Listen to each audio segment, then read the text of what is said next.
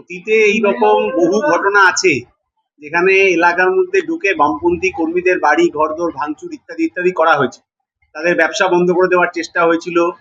ফলে আমরা এই ঘটনার প্রতিবাদ সেই সময়ও করেছিলাম। সাধারণ মানুষ ভেবেছিলেন যে শাসক বদলালে বোধহয় শাসন বদলাবে, কিন্তু এই ঘটনা প্রমাণ করছে যে শাসক বদলে গেছে কিন্তু শাসনটা বদলায়। অবিলম্বে আইনের শাসন প্রতিষ্ঠা করার জন্য, এলাকার শান্তি শৃঙ্খলা বজায় রাখার জন্য প্রশাসনকে দ্রুত ব্যবস্থা নিতে আমরা অনুরোধ জানাচ্ছি। আগের সরকারও এরকম অনেক স্লোগান দিয়েছিল, কিন্তু সেই কোনো স্লোগান শুনতে খুব ভালো লাগে, কিন্তু সেটা মানুষের জীবনে কোনো প্রভাব ফেলেনি, বরং যা স্লোগান ওরা দিয়েছিল তার উল্টো কাজই তারা বাস্তবে করে দিল, এটা মানুষ দেখেছে। ফলে এখনো এই সরকার যা বলছে, তাহলে এই হকাররা তো ভয়েই আছেন, তাদের পেটে লাথি পড়ে গেছে। বুলডোজার দিয়ে বাড়ি ভাঙচুর করে দেওয়া হচ্ছে, একটা ভয়ের পরিবেশ তৈরি করা হচ্ছে। ফলে ভয়টাই এখন গোটা রাজ্যের মানুষের, নতুন করে তারা ভয় পেতে শুরু করেছেন, এটা বাস্তব।